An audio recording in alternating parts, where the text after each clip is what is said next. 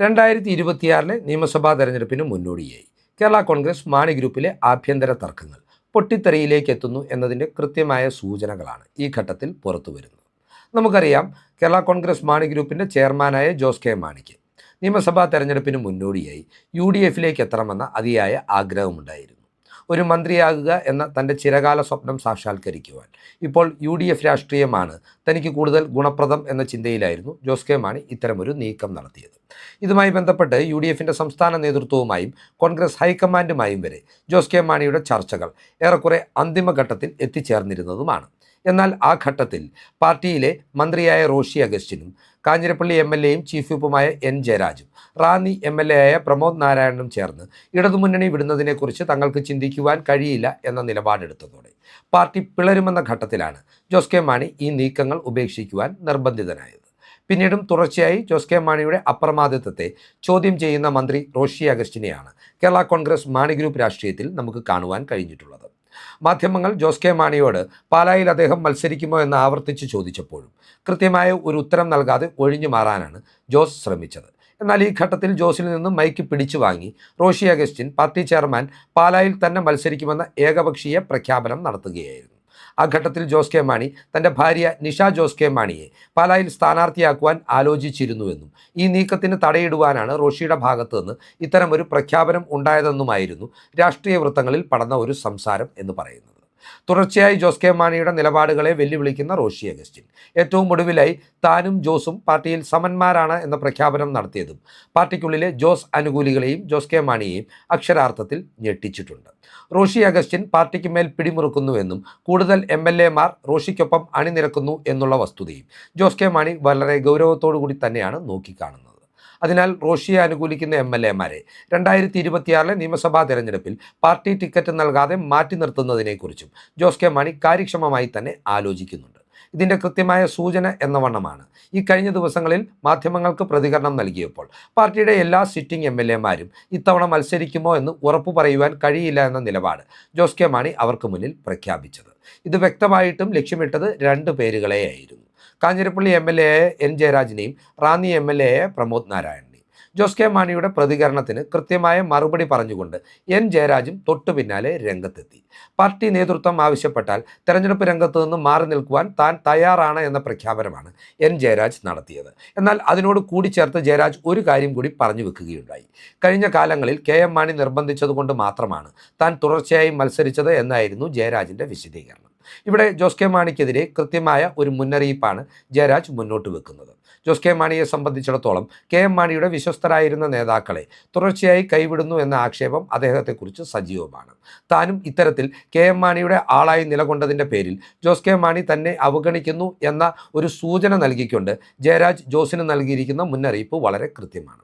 അതുപോലെ തന്നെ റാന്നി MLA പ്രമോദ് നാരായണനെ വെട്ടിനിരത്തുവാനുള്ള കാര്യമായിട്ടുള്ള ആലോചനകളും ജോസ് പക്ഷത്തിൻ്റെ ഭാഗത്തു നിന്നുണ്ടാകുന്നുണ്ട്.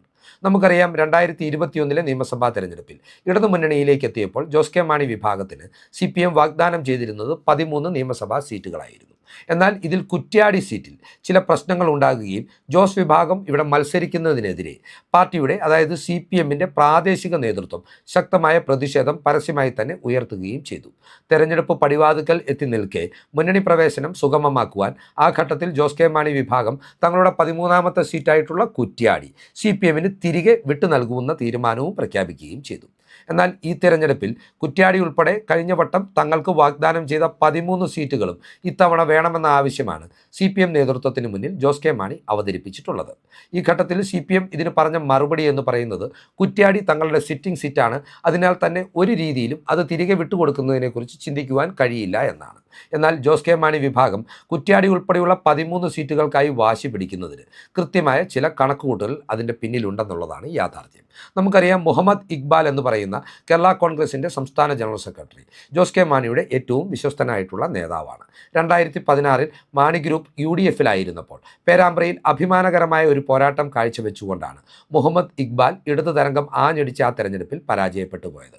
2021 നിയമസഭാ തെരഞ്ഞെടുപ്പിൽ കുറ്റ്യാടി സീറ്റിലും ജോസ് കെ മാണി മത്സരിപ്പിക്കുവാൻ ആഗ്രഹിച്ചിരുന്നത് ഈ മുഹമ്മദ് ഇക്ബാലിനെ തന്നെയായിരുന്നു. അതിനാൽ തന്നെ ജോസ് കെ മാണി തൻ്റെ വിശ്വസ്തനായിട്ടുള്ള മുഹമ്മദ് ഇക്ബാലിന് വേണ്ടി വാശി പിടിക്കുമ്പോൾ CPM-മായി ഒരു സൈഡ് ഡീൽ ഉണ്ടാക്കിയിട്ടുണ്ട് എന്ന സംശയമാണ് കേരള കോൺഗ്രസ് മാണി ഗ്രൂപ്പിലെ ജോസ് വിരുദ്ധ വിഭാഗത്തിന് ഇപ്പോൾ ഉണ്ടായിട്ടുള്ളത്. CPM പ്രാദേശിക നേതൃത്വത്തിൻ്റെ അറിവോടുകൂടി CPM സംസ്ഥാന കമ്മിറ്റി ഇപ്പോൾ ജോസ് കെ മാണിക്ക് മുന്നിലേക്ക് ഒരു പുതിയ ഫോർമുല വെച്ചിരിക്കുകയാണ്. അതായത് സിറ്റിംഗ് സീറ്റായ കുറ്റ്യാടി ജോസ് വിഭാഗത്തിന് വിട്ടു നൽകണമെങ്കിൽ ഇതിന് പകരമായി ജോസ് വിഭാഗത്തിൻ്റെ സിറ്റിംഗ് സീറ്റായിട്ടുള്ള റാന്നി തങ്ങൾക്ക് തിരികെ കിട്ടണമെന്ന ആവശ്യമാണ് CPM സംസ്ഥാന നേതൃത്വം ജോസ് കെ മാണിക്ക് മുന്നിൽ അവതരിപ്പിച്ചിട്ടുള്ളത്.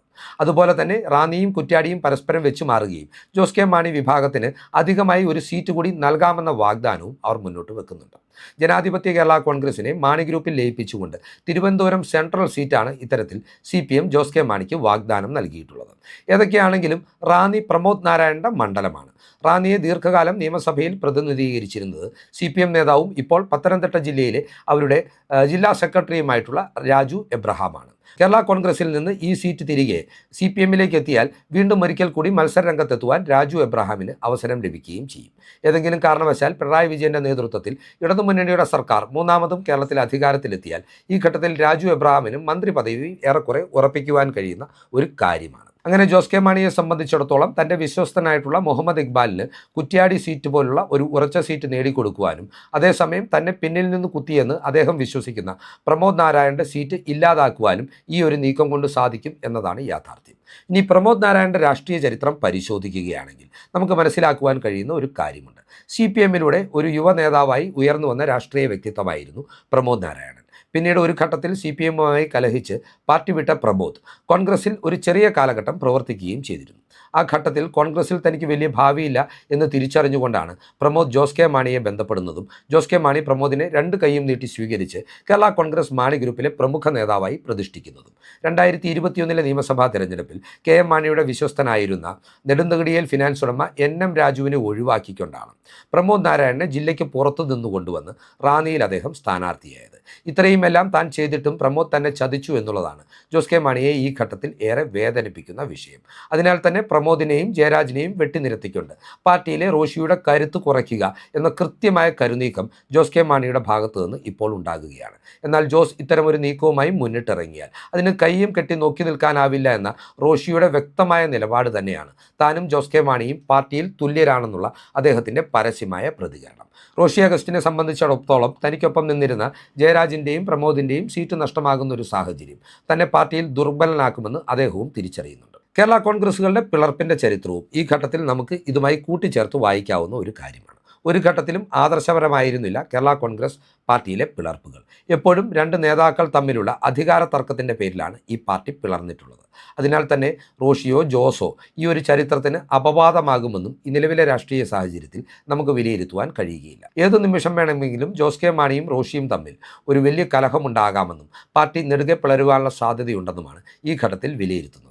2026 നിയമസഭാ തെരഞ്ഞെടുപ്പിന് മുൻപത് നടക്കുമോ അതിന് ശേഷമായിരിക്കുമോ പാർട്ടിയിൽ പിളർപ്പുണ്ടാകാൻ പോകുന്നത് എന്നത് മാത്രമാണ് ഇനി അറിയേണ്ടുന്ന ഏക വസ്തുത.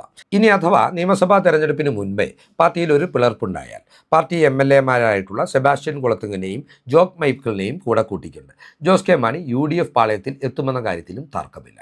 ഏതൊക്കെയാണെങ്കിലും കേരള കോൺഗ്രസ് മാണി ഗ്രൂപ്പ് രാഷ്ട്രീയവുമായി ബന്ധപ്പെട്ടിട്ടുള്ള ഈ നിർണായക വിശദാംശങ്ങൾ പ്രേക്ഷകർക്കായി പങ്കുവച്ചുകൊണ്ട് ഈ വീഡിയോ ഇവിടെ അവസാനിപ്പിക്കുകയാണ്. കൂടുതൽ രാഷ്ട്രീയ വാർത്തകൾക്കും വിശകലനങ്ങൾക്കുമായി ഞങ്ങളുടെ ചാനൽ സബ്സ്ക്രൈബ് ചെയ്യുക. നന്ദി.